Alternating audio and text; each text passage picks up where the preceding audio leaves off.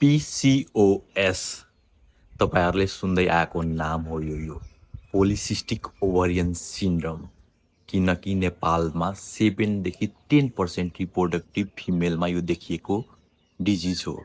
तर recently PCOS को नाम चेन्ज गरेर PMOS गरिएको हो, पोली इन्डोक्राइन मेटाबोलिक ओभरियन सिन्ड्रोम।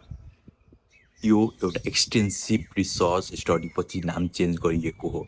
किन चेन्ज गरिएको हो भनेपछि पहिला PCOS भनेर ओभरीको डिजिज मात्र भनिन्थ्यो, अल्ट्रासाउन्ड गरिन्थ्यो र ओभरीमा सिस्ट देखेपछि यसलाई PCOS डायग्नोस गरिन्थ्यो।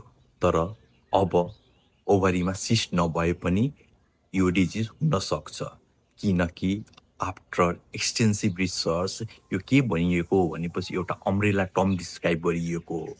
PMOS हुनलाई ओभरीमा सिस्ट हुनै पर्दैन, यो मल्टिपल सिस्टम इन्भल्भ गरिएको हो, जस्तो इन्डोक्राइनमा तपाईलाई इन्सुलिन रेसिस्टेन्ट भएर तपाईको डायबिटिज हुने हाई चान्स हुन्छ। मेटाबोलिक इन्भल्भमेन्टहरू तपाईको वेट गेनदेखि लिएर फेसमा एक्नी, फेसियल हेयर आउन सक्छ। हर्मोनलमा तपाईको मेल हर्मोनहरू इन्क्रिज हुन सक्छ, धेरै बढ्न सक्छ हैन। अर्को यसको भनेको कार्डियोभास्कुलर रिस्क बढाउन सक्छ।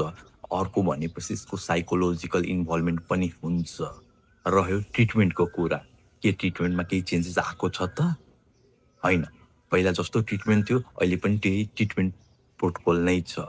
रह्यो इन्भेस्टिगेसन हो, पहिला हामी अल्ट्रासाउन्ड गरेर डायग्नोस गर्थ्यौं, तर अहिले चाहिँ हामीले इन्डोक्राइन र मेटाबोलिक प्रोफाइल गरेर हामी यो डायग्नोस गर्न सक्छौं।